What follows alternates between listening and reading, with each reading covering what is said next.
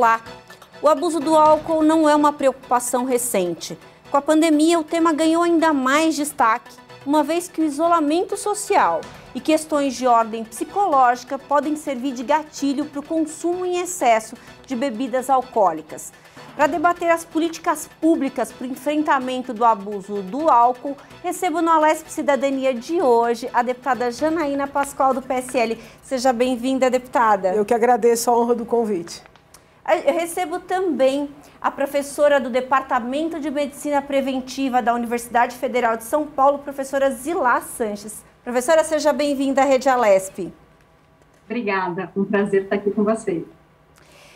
Deputada, o poder público ele oferece alguns meios de tratamento para o alcoolismo e de outras dependências também. Como é que a senhora avalia essas políticas públicas existentes e como que a gente pode avançar nessa matéria? E eu queria acrescentar também o projeto da senhora, o 516 de 2019, que veda a compra, venda e fornecimento e consumo de bebidas alcoólicas nas instituições de ensino públicas e privadas e proíbe as chamadas festas open bar nessas mesmas instituições em todo o estado, que seria, no caso de aprovação desse projeto, uma política pública também muito importante nesse enfrentamento. Eu queria que a senhora falasse sobre muito isso. Importante, e a gente está correndo o risco de não conseguir fazer andar esse projeto, porque um colega na CCJ, e aqui eu falo com todo respeito, é claro, apresentou um parecer contrário.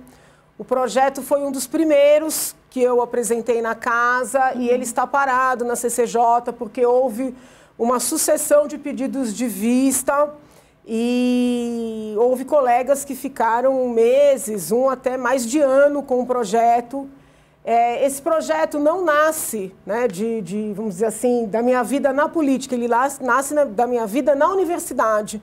Né? Eu, como professora universitária, sempre defendi que nós não deveríamos permitir, menos ainda estimular, o uso de álcool nas universidades, nas instituições de ensino. Era vista como fora, né? Um peixe fora d'água. Agora, além de ter bebida, existem essas tais festas open bar, que são festas patrocinadas, né, por quem vende cerveja, por quem tem interesse econômico nisso, porque eles entregam essas bebidas, muitas vezes gratuitamente, e os alunos pagam uma taxa ridícula e entram e podem beber à vontade. Eu quero deixar muito claro que esse projeto, ele não proíbe álcool fora do ambiente escolar, né? Fora do campus, fora das residências universitárias. A meu ver, sequer seria preciso ter uma lei para isso. Porque é óbvio que uma mente que está ali para estudar precisa estar livre de qualquer influência, né? Seja de droga lícita ou ilícita. É muito importante a participação da professora Zilá nesse nosso diálogo, porque quando eu apresentei o projeto, eu tive a honra de receber depois a visita da professora Zilá.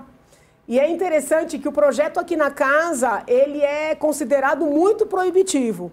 E a professora Zilá, quando me visitou na companhia de outros profissionais de saúde, ela vem, de certa forma, reclamar, né, professora, que eu estava proibindo pouco, porque ela queria que eu proibisse essas festas também fora, né, do ambiente educacional. E ela tem uma experiência interessante sobre essas festas, o debate sobre essas festas no exterior. Então, seria até importante ouvi-la a esse respeito. Claro, importantíssimo mesmo, deputada. Inclusive que a gente não está falando assim só do abuso ali na questão da festa, porque eventualmente acontece violência sexual relacionada a esse abuso, outras violências ali que acabam tendo consequências não só naquele momento da festa, mas até por uma vida inteira, como o caso do abuso sexual. Então, não é um debate simplesmente de sim e não para o projeto, é muito mais amplo, né, mais profundo. Agora, professora, eu queria que a senhora falasse, então, sobre essa experiência da senhora no exterior e comparado ao Brasil, comparando o exterior com o Brasil, como é que a gente anda nessas políticas públicas de enfrentamento ao abuso do álcool? Bom, eu vou falar um pouco disso, mas depois eu quero voltar, assim, na questão do open bar. Mas, em termos gerais de política do álcool, o Brasil, ele estaria, eu posso dizer que numa situação intermediária, tá? Então, tem países que estão muito à frente, então, com políticas muito efetivas, e que conseguiram redução bem importante dos danos associados ao uso de álcool, então, inclusive, mortalidade por câncer, mortalidade por diversas questões, até inclusive homicídios e tudo mais, tá? Não só a mortalidade, mas aquilo que a gente chama de morbidade também, que são as doenças decorrentes do consumo de álcool. Mas existem, assim, várias lacunas na política brasileira quando comparado àquilo que a OMS recomenda como políticas de álcool efetivo. Então, a OMS, ela tem alguns guias, a Organização Mundial da Saúde, ela tem alguns guias, né, que orientam os países, o legislativo dos países, ao que fazer em termos de políticas de álcool, tá? Então, são 10 domínios principais, hoje eles já reduziram a 5, então, os 10 continuam existindo, mas eles fazem um filtro ali para 5 para dizer, olha, países, se vocês não puderem atuar em todas as áreas, atuem nessas 5, que é o quê? A principal delas é a disponibilidade de álcool. Então, seria, por exemplo, controlar, reduzir os espaços em que o álcool pode ser consumido.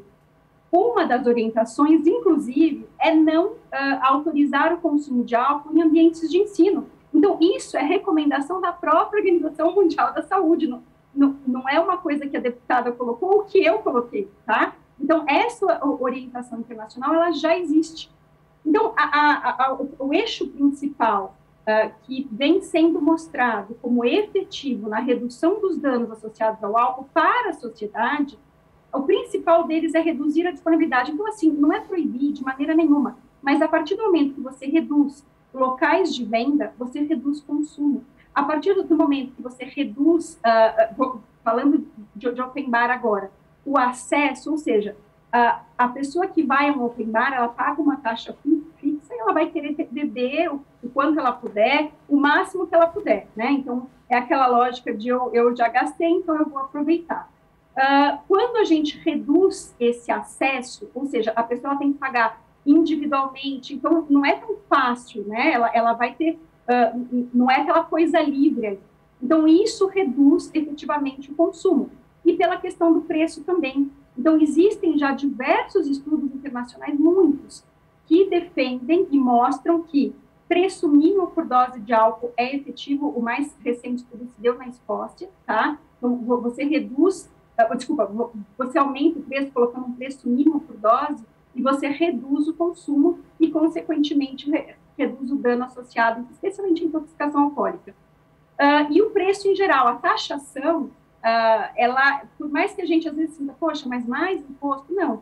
É que nesse caso específico, quando a gente fala de álcool, tabaco, produtos industrializados, ricos em açúcar, já existe muita evidência internacional que esse tipo de taxação é benéfica para a saúde pública. Ou seja, fica parecendo, poxa, mais imposto. Não, ele vai reduzir o custo social do consumo dessas substâncias. Então, é esse conjunto de ações que passam por disponibilidade, por preço, por oferta de serviços de saúde e também por redução da publicidade, e aí o open bar passa por publicidade também, porque é uma forma de a indústria estar ali presente e fazer a sua marca, né? Quando a gente trabalha com tudo isso integrado, a gente consegue efetivamente reduzir, inclusive, não só o consumo, mas aquilo tudo que eu falei, homicídios, todos os, até você colocou a questão do abuso sexual, então são diversas questões que passam, muitas são causadas efetivamente pelo álcool, mortalidade mesmo. Eu falei do câncer, mas em diversos outros domínios, né, diversos outros sistemas e diversas outras doenças crônicas que são causadas pelo álcool, isso tudo a gente consegue reduzir. E cadê, né, efetivamente, a nossa discussão pública sobre isso? Ela é inexistente. Então, esse é o nosso alerta, né, como profissionais, né, pesquisadores, cientistas no campo do álcool.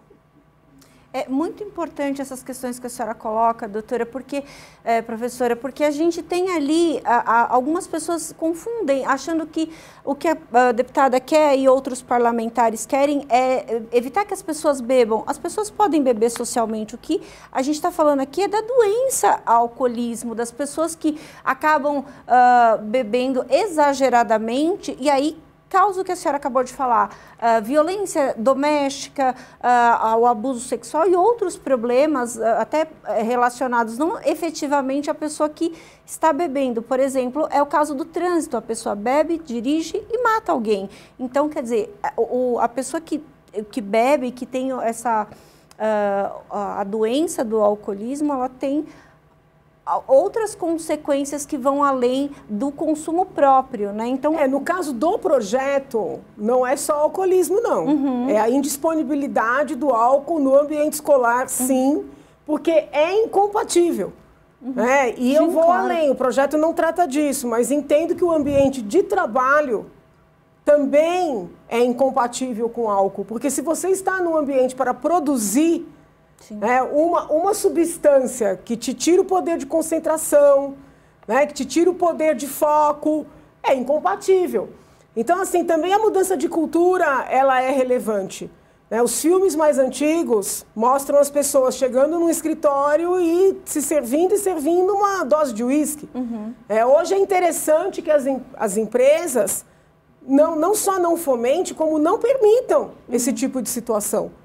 Por quê? Porque você está dificultando. Aí, realmente, a pessoa só vai beber em situação social, porque trabalho não é situação social, estudo não é situação social. Eu tive o desprazer de dar uma palestra numa universidade federal, com professores do mundo inteiro. Eu até brinquei que a gente estava encontrando os livros no congresso, os auditórios vazios, e os alunos bebendo dentro da faculdade, jogando bilhar. Então, assim, são alunos que estão ali sendo mantidos com dinheiro público. Então, tem todas essas questões que precisam ser debatidas. Então, acho que a gente tem que separar. Uma coisa é o alcoolista, aquela pessoa que pode ser diagnosticada com essa dependência. Outra coisa é a vulgarização, a banalização do consumo de álcool em locais que são incompatíveis. E eu vou além. Né? Mesmo socialmente, a gente tem que ter muito claro que menor de 18 anos não pode beber, porque ainda vivemos numa cultura, né, do machão. Ainda há famílias que acreditam que homem vira homem, né, quando tem mulher e quando bebe. Então a gente tem que rever isso e acho que tem que ter a coragem de debater o excesso de consumo de álcool por mulheres. Muitas vezes se confunde feminismo, ou seja, esse empoderamento da mulher, goste do termo ou não, com a possibilidade de ir para o bar com as amigas e beber, né, como os homens faziam. E muitas vezes não comer para evitar engordar, né? Porque mulher às vezes escolhe beber e não comer para não engordar. E eu acho que o caminho seria tirar os homens dessa dinâmica e não fazer igual a eles. A gente quer igualdade no bem, né? Não nos comportamentos ruins. Com certeza. Deputada, falando um pouco sobre o enfrentamento ao abuso do álcool, a gente sabe que como esse é um debate recorrente, né? E sempre esbarra no vamos fazer o tratamento de maneira voluntária ou compulsória. Então, sempre há quando a gente fala de tratamento à dependência, sempre tem essa questão. Qual que é o caminho melhor? Qual que a senhora vê que é o caminho melhor para esse tratamento? Eu vou deixar a professora falar, mas eu só faço essa ponderação. Cada ser humano, meu pai me ensinou, é um universo. Então, nós temos que olhar a situação concreta, a condição daquele cidadão, da sua família, né? O grau de envolvimento com a droga, seja lícita, seja ilícita. Então, é muito ruim, penso eu, dar um único caminho. Há casos em que o tratamento ambulatorial é suficiente, há casos em que é necessário internar, há casos, né, em que a gente vai falar de uma internação involuntária a pedido da família. Tem situações que pode se dar uma internação compulsória, mas não me parece que haja uma resposta única para esse problema que é complexo. Mas acho que a professora pode ajudar mais. Por favor, professora. Não, é exatamente isso. Você vai ter profissionais defendendo os dois lados aí. Mas o que eu queria colocar é que seria tão importante a gente discutir o antes, porque a mídia ela acaba sempre nos levando a discutir questões que muitas vezes já estão acontecendo ali no fim da linha. Uhum. E a gente acaba esquecendo de discutir o que vem antes, que seria a prevenção e essas políticas públicas que seriam preventivas. Então, uma pequena parcela da população vai ser exposta a essa dúvida, né, de será que o meu tratamento precisa ser compulsório ou precisa ser voluntário, quando, na verdade, eu tenho a maior parte da população sendo exposta não ao tratamento ali já, o radical na ponta, mas efetivamente a um abuso ou um consumo inadequado que causa um dano, muitas vezes, imediato. Então, o que a gente vê com o jovem, tá? Ele vai para essas festas, ele consome demais, ele se envolve em atividades extremamente arriscadas, e aí ele tem um dano imediato ali, seja por acidente, seja porque ele se envolve numa atividade sexual sem proteção, seja porque ele se envolve, inclusive, em atividades ilícitas e violentas, que acabam levando ele muitas vezes, para questões legais, policiais, enfim, da segurança pública, tá? E aí, a gente esquece dessa parcela, esquecemos das crianças que estão sendo expostas a seus pais que estão consumindo demais, e a gente vai sempre discutir ali a ponta. Então, o que eu queria dizer? Eu acho importante utilizar esse tempo que a gente tem na mídia para lembrarmos que a melhor intervenção ela é anterior a tudo isso. Ela não é aquela, ou seja, a chance de as coisas darem certo, seja voluntário ou involuntário lá na frente, ela não é tão alta, eu até diria que ela é relativamente baixa, quanto a chance de as coisas darem certo antes de um problema acontecer, quando eu faço intervenções adequadas. Então, é aqui que a gente está errando, no antes. Tá? Então, de novo, eu deixo uma reflexão aqui de para onde nós deveríamos estar olhando mais, com mais cuidado, com mais carinho, inclusive. Até porque, sim, por né, favor, eu costumo brincar que a melhor saída para as drogas, agora falando de drogas em geral, é não entrar. Uhum. Porque as pessoas confundem muito. Porque não tem dinheiro, não tem política, não tem recurso. Basta olhar para aquelas pessoas muito ricas que têm problemas com drogas.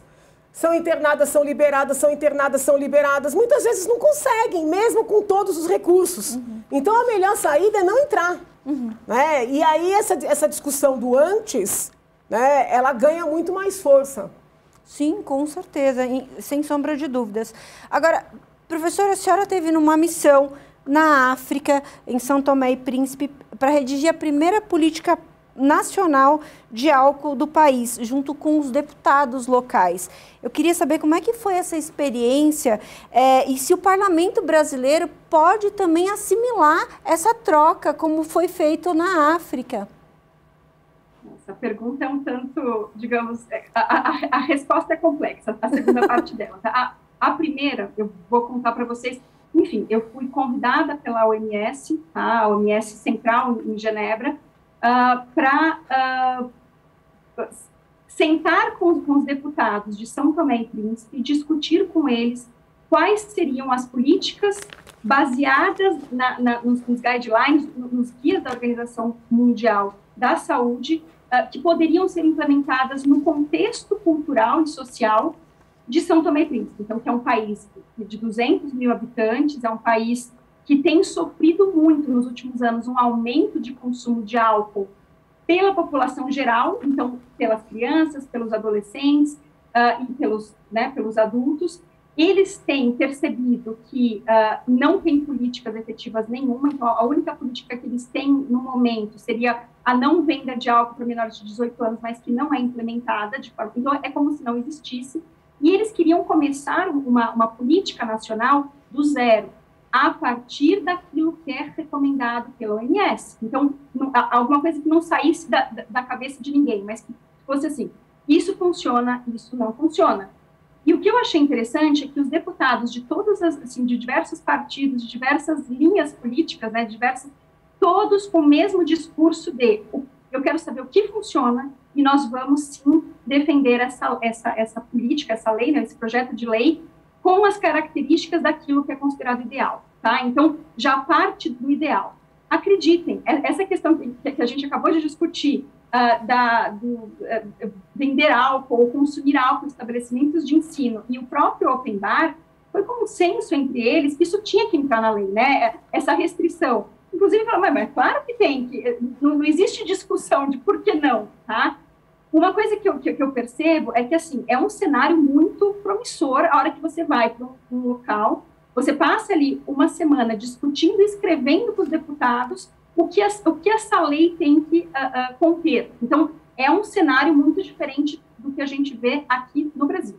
Aqui, a gente não consegue nem convencer os deputados de que álcool é uma pauta. Começa por aí. Então, álcool é algo que faz parte da sociedade, é uma forma de lazer e é um direito individual de as pessoas, né, utilizarem e consumirem o quanto elas quiserem. Então, é muito difícil convencer o legislativo aqui da necessidade de se discutir essa pauta pelo fato, principalmente, de não ser simplesmente uma questão individual. Porque se fosse, eu concordo totalmente, né? Mas a necessidade de controle, ela vem do fato de que o álcool ele influencia a vida de diversas pessoas que, inclusive, não estão consumindo, tá? Por conta de violência doméstica, de acidente de trânsito, de abuso sexual, enfim, pessoas que não consumiram, elas passam por esse problema.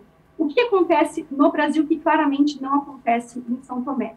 A influência da indústria do álcool e a falta de percepção da sociedade de como seria benéfico, efetivamente, a gente aumentar o controle, diminuir o custo social, inclusive o gasto no SUS, o gasto, as empresas, elas passam a gastar menos quando você tem políticas de redução de consumo para os seus funcionários. Então, elas gastam menos com o quê? Com o absenteísmo, por exemplo. Tá? Então, tem esse ganho também. E muitas vezes, o que a gente ouve da indústria, poxa, nós colaboramos com 1% do PIB porque geramos empregos, tá? Só que o que os estudos têm mostrado? Que ao mesmo tempo que você contribui, e é verdade, com uma parte do PIB, você, em geral, gasta o dobro do PIB com os custos sociais decorrentes desse consumo, tá? Então, essa parte da reflexão, os legisladores aqui no Brasil não fazem e claramente não estão preparados para essa discussão. O que, em São Tomé e Príncipe, é uma outra realidade. As pessoas lá veem o problema, elas querem uma solução, estão abertas a isso e mais, elas não querem uma solução simplesmente da cabeça, sabe? Eu vou inventar uma legislação de forma alguma. Quais são as orientações? Existe uma política, existe um guia de score, né, de pontuação de políticas de álcool produzida pela OMS, em que a gente consegue ser objetivo. Olha, tem essa lei, não tem, é cumprida, não é cumprida. Então, você consegue fazer um score mesmo, uma pontuação muito clara do que tem e o que falta. E o que eles queriam? Eles queriam, olha, nós vamos incluir absolutamente tudo que for possível, né? Tem algumas coisas que não são porque eles têm muita produção local, de caxaramba, vinho de palma, que são produtos muito locais e domésticos. Mas tirando essa questão cultural que é muito intensa, todos os outros aspectos em que você consegue pontuar e dizer, isso aqui pontua muito, vamos investir nessa. Tudo isso foi discutido com muito cuidado por eles, sabe? Um cuidado, assim, eu diria para vocês, científico, inclusive, sabe? E se a gente pudesse, de alguma maneira, levar isso para o nosso legislativo, mostrar para eles, olha, esse é um instrumento que a gente usa para pontuar as políticas de álcool de um país.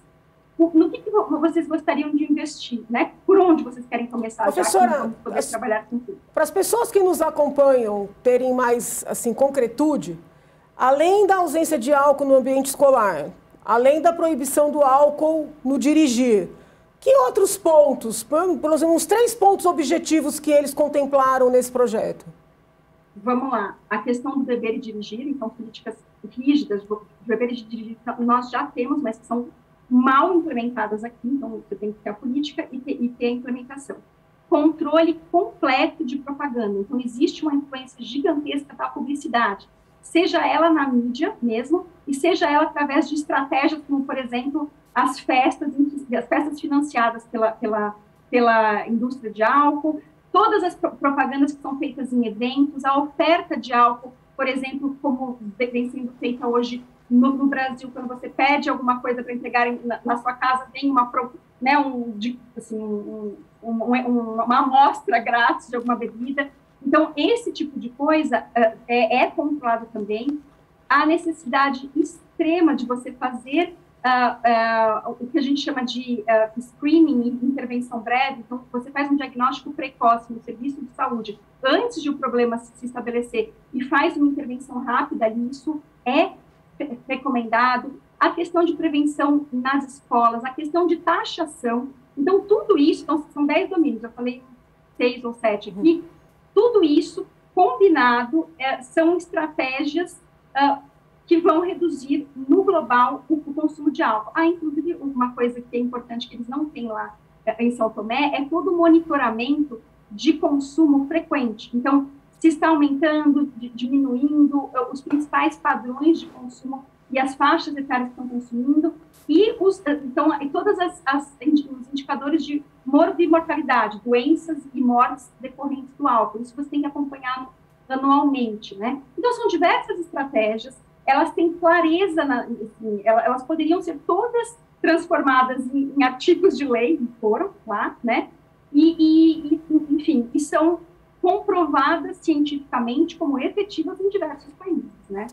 Com certeza. Professora, quando a gente para e observa o impacto do álcool no SUS, no atendimento do SUS, na vida das pessoas a médio e longo prazo, porque, por exemplo, no caso, voltando ao exemplo das pessoas que dirigem, e aí o motorista mata alguém que está alcoolizado, a família dele e aquela família impactada vão sofrer essa consequência por muito tempo. Então, aqui já é uma prova concreta de que não é uma coisa só individual, é uma coisa realmente da sociedade, de preocupação da sociedade. Eu preciso ir para um rápido intervalo, mas a gente volta já já. Você que está acompanhando a Lesp Cidadania, não saia daí.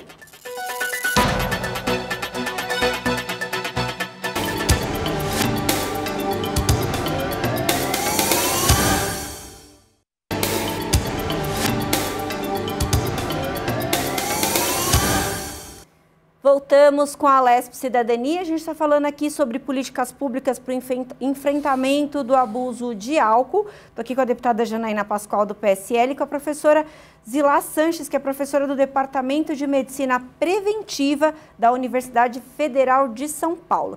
Deputada, a gente estava falando um pouco no bloco anterior sobre essa questão do quanto o álcool impacta na vida das pessoas, o que temos de políticas públicas aqui dentro, aqui no Brasil e em outros países. A professora tem uma experiência internacional.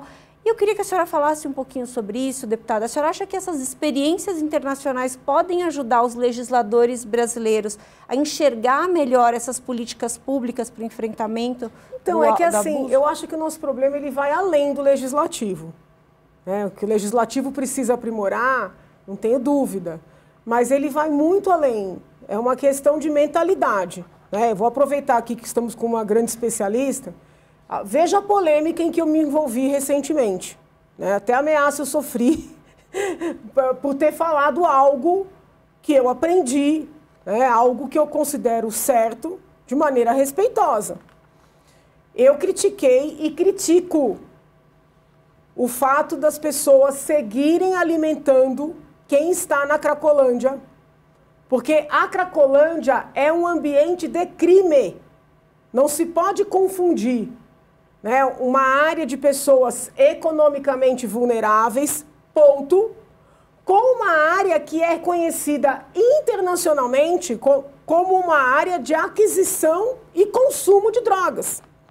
Então, com tudo que eu estudei no período em que eu presidi o Conselho de Entorpecentes de São Paulo, eu concluo que o certo é estimular aquelas pessoas a irem, por exemplo, se alimentar em outros locais, né? Num bom prato que está 3, 4 ruas para cima, num abrigo em que elas serão recepcionadas por assistentes sociais, por psicólogos, por funcionários públicos que existem, os equipamentos existem e muitas vezes ficam vazios, porque existe um estímulo, inclusive de mentalidade pela imprensa. Vide a reação que eu sofri. É como se eu tivesse falado um absurdo. E o que eu falei não era um absurdo. Transformaram numa fala contra a caridade, num ataque a um religioso. Quando o que eu estava dizendo era o seguinte: alimentar uma pessoa dependente química no ambiente em que ela compra e consome drogas, finda por favorecer quem vende as drogas. Porque essa pessoa está sendo mantida viva, o dinheiro que ela tem, o pouco dinheiro que ela tem, ela não usa nem para se alimentar, então vai sobrar tudo, todo o pouco que ela tem, vai sobrar para ela comprar droga ali do lado e adquirir, e consumir. Então, o trabalho tem que ser retirar a pessoa dali. Quando eu digo retirar, não é pegar a força, é dar estímulos para que ela saia do ambiente onde ela compra e consome. E eu mantenho isso, eu mantenho essa fala, entendo que nós temos um estímulo ao consumo de drogas, um estímulo, uma tendência a passar a maconha, por exemplo, como algo saudável, algo positivo, e aí se confundem elementos. Então, assim, não, quem está dizendo que não é para alimentar as pessoas na Cracolândia é contra o carente, é contra a caridade. Não é nada disso. Mas é muito interessante essa confusão, para que as pessoas não tenham nem coragem de mencionar. Então, eu queria ouvir, se possível, a professora sobre isso, mesmo que seja para divergir, para dizer que eu estou completamente errada. É adequado alimentar, manter as pessoas naquele ambiente? Por favor, professora. Então, vamos pensar no geral, quando, enfim, tratamos de drogas e álcool da mesma forma. Então, uma coisa que a gente tem discutido atualmente é a questão dos ambientes alcoogênicos. E a gente consegue transportar isso para o crack também. Ou seja, os ambientes que são muito favoráveis ao consumo de álcool, existem, assim, inúmeros dados que mostram que quanto mais alcoogênico é o ambiente, maior é o consumo, tá? Então, eu concordo com... Não, eu vou dizer, o que saiu na mídia sobre a sua fala difere dessa que você colocou agora, e eu fico muito feliz de ter ouvido diretamente de você, e acabei vendo que o que chegou para a gente, né, através da mídia, era diferente, e, enfim, e era passível de crítica. Ouvindo agora, eu concordo.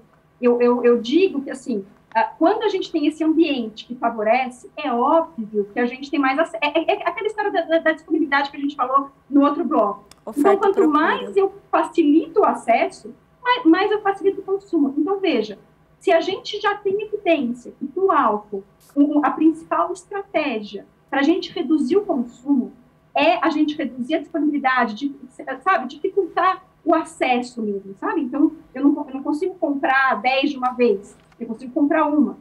Então, a gente tem essa evidência para o álcool. Por que a gente não pode extrapolar isso para maconha, para o crack, para a cocaína? Pode, porque da mesma forma que eu reduzindo o acesso de uma, eu reduzo o consumo e reduzo o dano, para o crack é a mesma coisa, né? Quanto mais acesso eu dou, quanto mais disponibilidade eu dou, mesmo as pessoas que trabalham com as diferentes linhas, né, de enfrentamento do crack, vão concordar que quanto mais acesso eu dou ao crack, ainda mais o crack, que uma pedra puxa outra, puxa outra, puxa outra, com certeza, quanto mais eu facilito, mais essa pessoa vai consumir. E quanto mais ela consome, então eu disse, uma puxa outra e puxa outra, mais difícil é ela parar. Então, isso é uma coisa que tem que ser considerada. Aquilo é um ambiente, talvez, cracogênico, né? Então, fazendo a analogia com o alcoogênico, que já está muito bem escrito. A gente tem que, sim, tentar, de diversas formas, afastar, mesmo que seja um pouco, seja por algumas horas, aquelas pessoas daquele meio. Então, levá-las para o UBS, levá-las para o CAPS-AD, que tem ali perto, super cratóide. Então, tudo que elas puderem fazer fora daquele ambiente é extremamente saudável. Professora, eu queria colocar uma outra questão aqui na nossa conversa, que a deputada citou anteriormente, eu acho que é muito importante a gente voltar nisso. Que a gente tem aqui uma cultura de que o macho tem que começar a beber cedo para mostrar virilidade, e isso é muito arriscado.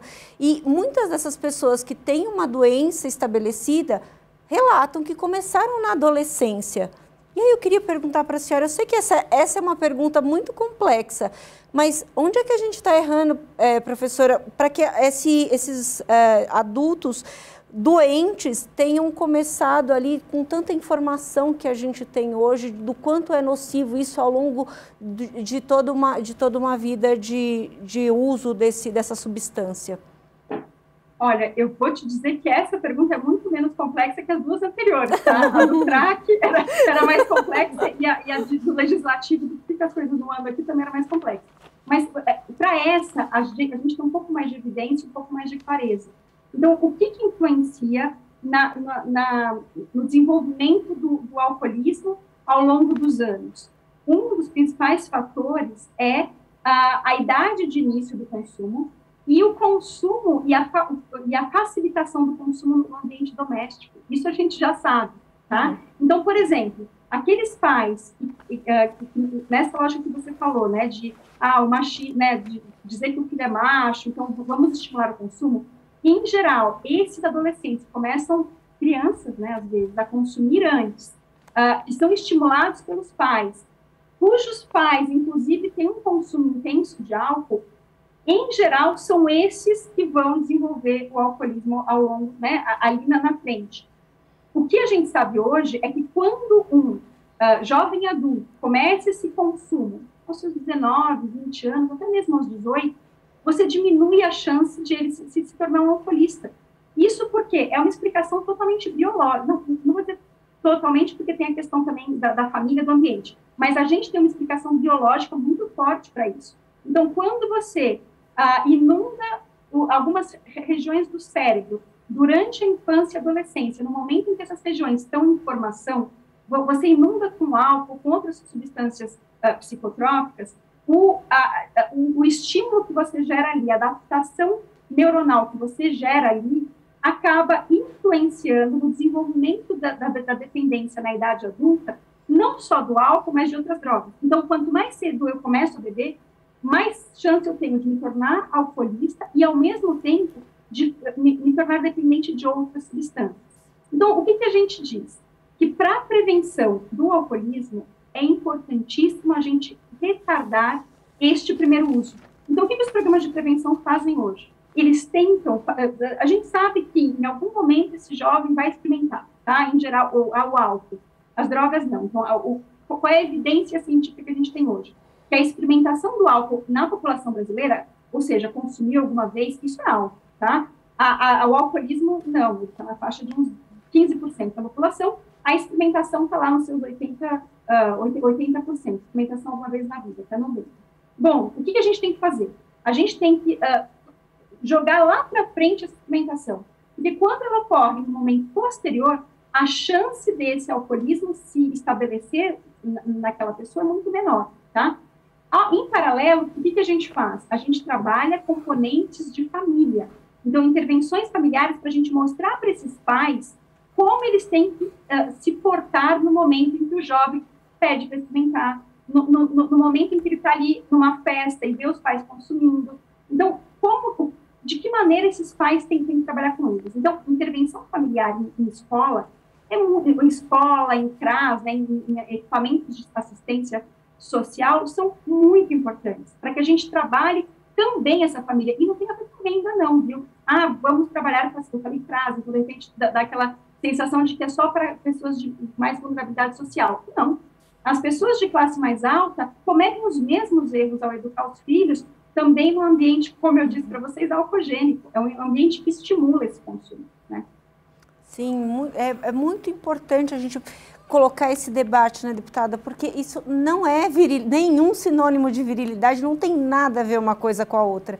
Muito pelo contrário, é uma agressão ao organismo que pode trazer uma consequência muito séria, inclusive para aquela própria família. Outra, é interessante porque essa questão da prevenção, ela vai em vários campos, né? Por exemplo, nunca defendi que as pessoas passassem a vida inteira sem fazer sexo ou que as pessoas precisassem casar virgens.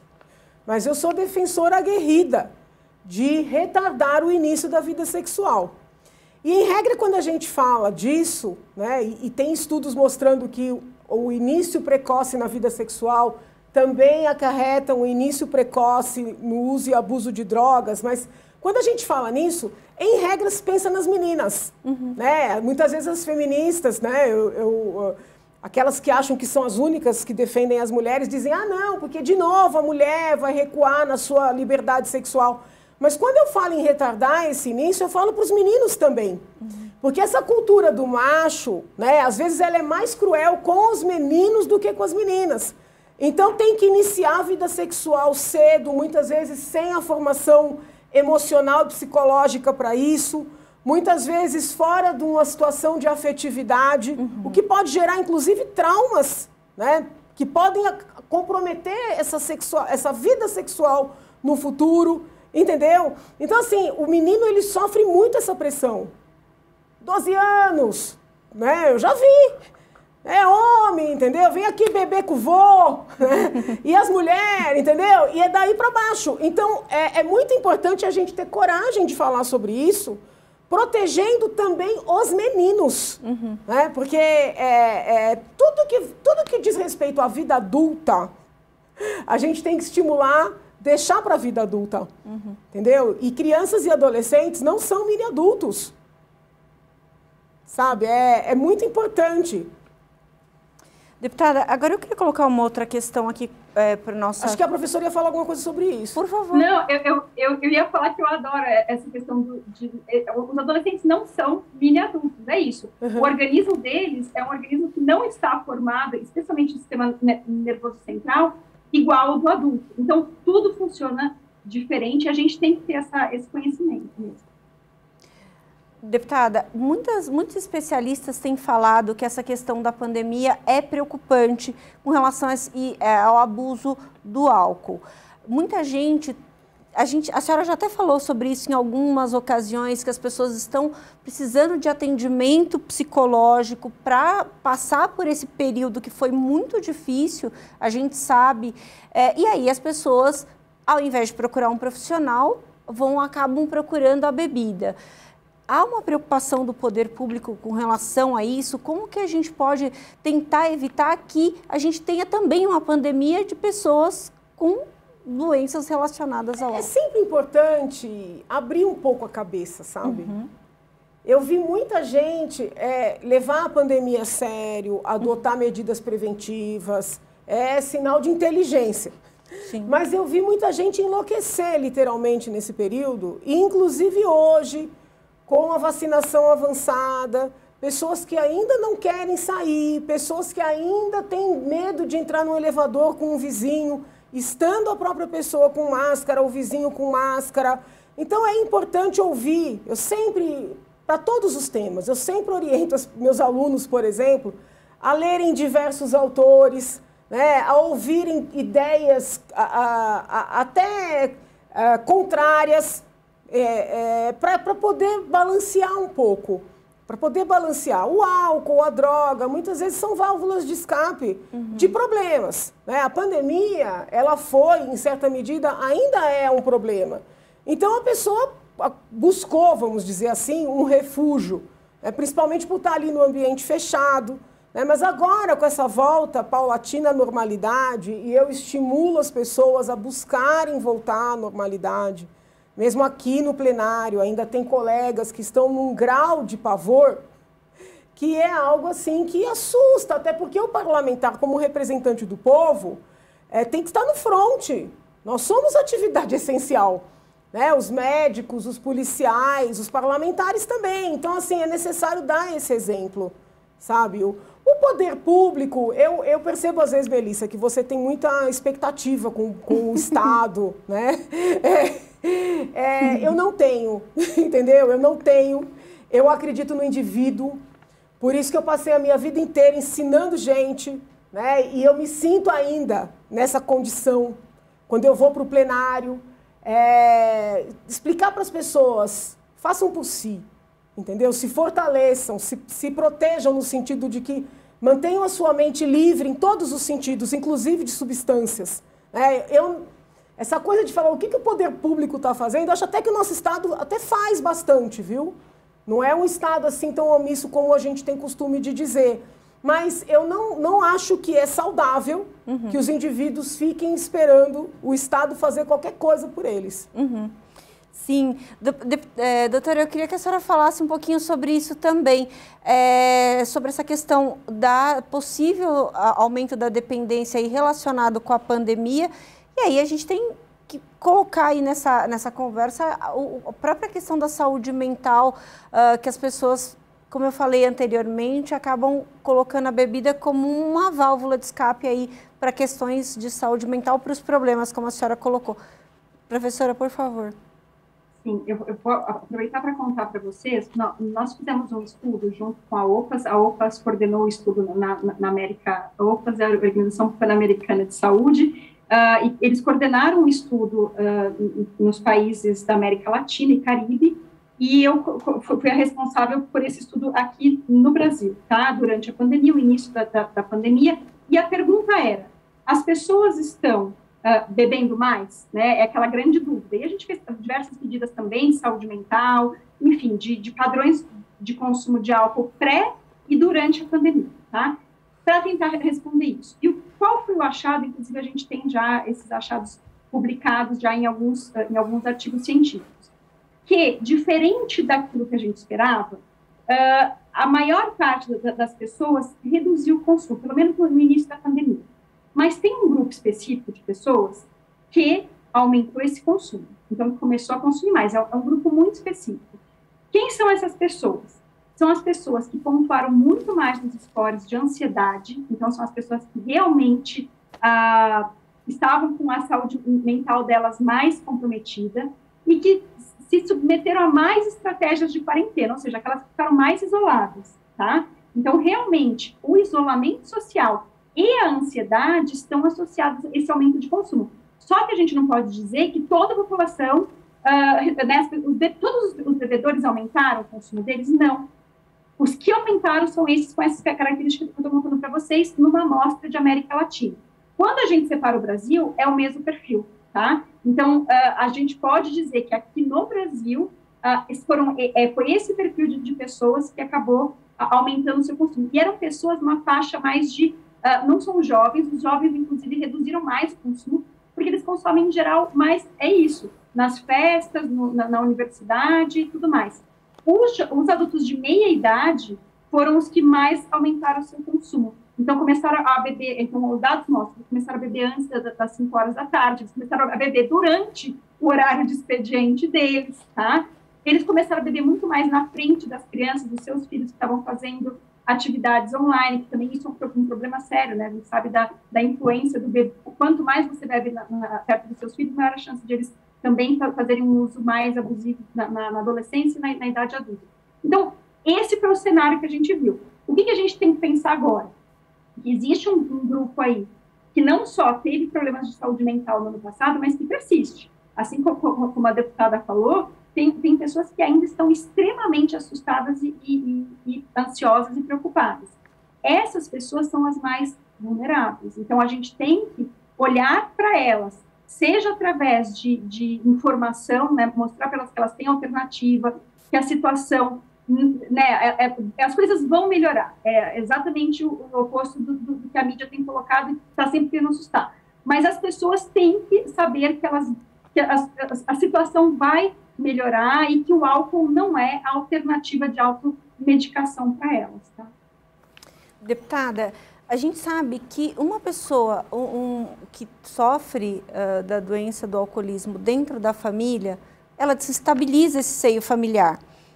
essa família, ela precisa de atendimento? A senhora vê essa importância do atendimento se estender para as famílias? E a gente, eu comentei sobre a questão das políticas públicas, a gente sabe que a gente tem grandes, o atendimento para esse dependente a gente vai a alguns centros de acolhimento, a gente consegue esse atendimento, mas e as famílias? Eu queria que a senhora falasse um pouquinho sobre essa questão familiar.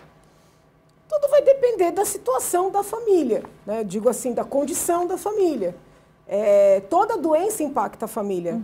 Se você tem um parente que está acometido de um câncer, por exemplo, isso vai impactar a família, né? Pelo medo de como é que a doença vai se desenvolver, né? Se vai curar, se não vai curar. Então, assim, é óbvio que se você buscar um equipamento, buscar um atendimento, se a família adoecer num grau, né, significativo, que é melhor buscar essa ajuda, né? Somente, por exemplo, se uma pessoa é alcoolista e não está fazendo mal apenas para ela, mas já entra no campo de uma violência, fica agressivo, que acontece muitas vezes. Então, é importante ter esse olhar, vamos dizer assim, global. Agora, tudo também tem a ver com a dinâmica familiar, né? E com a dinâmica de cada indivíduo. Eu insisto na postura do indivíduo diante da vida. Duas famílias na mesma condição econômica, tá? Não vamos colocar na mesma condição econômica, impactadas pelo mesmo mal, elas podem ter comportamentos completamente diferentes. Então, assim, a senhora Zilá falou bem, né? As coisas vão melhorar. A positividade, né? A forma otimista de enfrentar. Não é para ser sem noção, né? No sentido de não considerar nenhum perigo, de não adotar comportamentos cautelosos, não é isso. Mas também aquela pessoa que só vê o lado negativo, que só vê um final ruim, ela interfere na saúde familiar. Mais do que a falta do tratamento.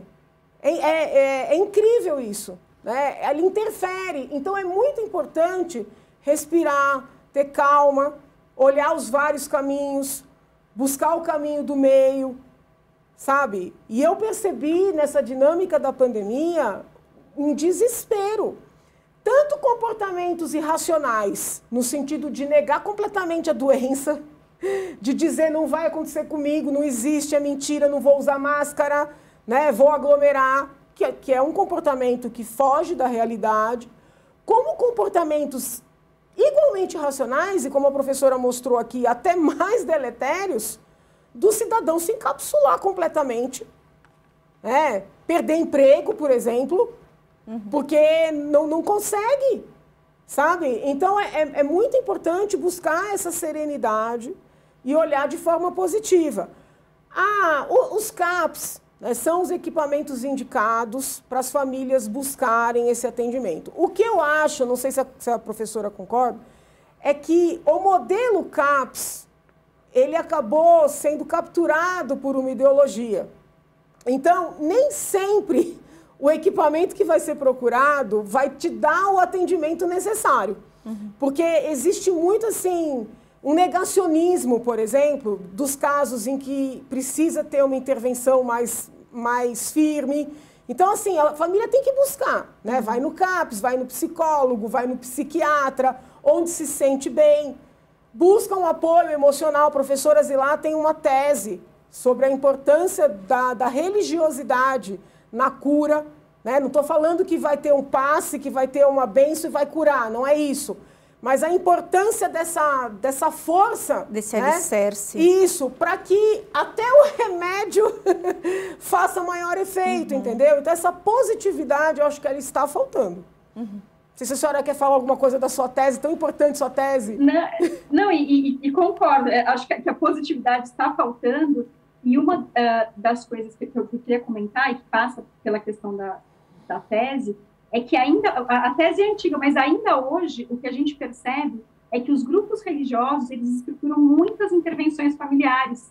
Então, assim, das diferentes religiões. Então, eles trabalham num dia específico, numa sessão específica, ou num grupo específico, trabalham a família. Então, muitas vezes, o que a gente via e continua vendo são famílias que buscam nas igrejas ou no centro espírita, etc., eles buscam apoio porque o filho está consumindo drogas, porque o marido é alcoolista e está conturbando o ambiente familiar. Então, as famílias elas vão buscar esse apoio nesses locais, muitas vezes antes, inclusive, de buscar os CAPs, porque é uma cultura nossa, né, do brasileiro, é diferente em outros países, as pessoas primeiro procuram o serviço de saúde e depois a religião. Aqui não. Aqui a gente tem todo um movimento de as pessoas acabarem buscando a religião como uma forma de intervenção para os seus problemas emocionais, de saúde física e, inclusive, questões sociais, muitas vezes. Olha, infelizmente nosso tempo acabou, deputada e professora, porque é um tema riquíssimo, vastíssimo, a gente teria muito aqui para falar ainda, para esclarecer sobre essa questão, ainda mais nesse ponto que a professora tocou agora sobre a questão da religião, que muita gente realmente, acho que até por uma questão de preconceito, né, doutora, acaba demorando um pouco de admitir que tem a doença e que a partir dessa fé, ela começa aos poucos perceber que ela está um pouco, está exagerando naquele consumo e aquilo está fazendo mal para todo mundo em volta. Então, o papel das igrejas das igrejas e dos centros espíritas é importante aí nesse tratamento, nessa ajuda dessas pessoas. Queria dar um minutinho para a senhora fazer suas considerações finais, a senhora é deputada. Professora, por favor. Não, eu acho que esse espaço foi muito importante para a gente discutir, especialmente a questão do álcool, mas a gente percebe que quando a gente fala de drogas, e o álcool é uma, ampliamos aí, né, os nossos temas e acabamos passando por várias questões atuais mesmo, como a pandemia, a questão da Cracolândia, e eu queria que ficasse realmente essa reflexão aqui de que não existem respostas fáceis e óbvias. Se alguém vier, né, dizer, olha, para a gente resolver o alcoolismo é assim, para resolver o abuso de crack é assado, é muito difícil ter respostas certas. E a gente tem que efetivamente respeitar, né, as diferenças, enfim, da forma que as pessoas pensam e enfrentam, mas sabendo que existem evidências científicas que podem nos direcionar para alguns caminhos. Muito bem colocado, professora. Deputada, por favor. Bom, agora eu estou olhando para a câmera, não sei se a professora Zilá está me vendo olhar para ela, porque eu estou aqui num ambiente que eu não sei para onde é que eu olho, o seu rosto aparece em vários lugares, então se eu fiquei de costas, peço desculpas, agradeço a tua participação, sempre muito rica, agradeço, Melissa, a Rede Alesp, peço para você que está em casa, se você concorda conosco que o ambiente escolar não é compatível com álcool, por favor, escreva para o seu deputado, né? Escreva com carinho, com amor, pedindo apoio, né, ao nosso projeto. Eu assino o projeto junto com a deputada Marta Costa, tem um apoio, né, bastante significativo dos colegas da bancada evangélica, né? Eu não sou evangélica, não sou da bancada evangélica, mas eu brinco com eles que eu me sinto parte. Então, eu peço para você, né, que está aí, que tem um filho na universidade, que tem um neto, que percebe que não é compatível, mande um e-mail para o seu deputado pedindo para apoiar, né, o nosso projeto que proíbe as festas open bar no ambiente educacional. Ninguém está querendo proibir nada além disso. Só que as crianças, os jovens, os adolescentes fiquem com a mente livre, né, para aprender. Nada além disso. Muitíssimo obrigada. Saúde para todos. Deputada, não se preocupe, a senhora olhou para a câmera correta, fique tranquila. E para você que está em casa, quiser buscar o projeto da deputada para saber mais, é o 516 de 2019. É só você entrar na página da Assembleia Legislativa, procurar o nome da deputada Janaína Pascoal e nas proposições da parlamentar. Está na primeira folha, né, deputada, Sim. que foi dos primeiros projetos, se eu não me engano, é o terceiro projeto que a senhora apresentou aqui na casa. Eu vi muita coisa dentro da universidade, né? E aí a gente fala, está inventando, porque se abafa muita coisa também, entendeu? Então eu falei, não, eu vou fazer esse projeto e vou seguir lutando por ele, peço ajuda da população. É isso. Esse foi mais um Alesp Cidadania. Você fica agora com a programação da Rede Alesp. Você pode rever esse programa e outros programas da Rede Alesp nas nossas redes sociais. Obrigada e até a próxima.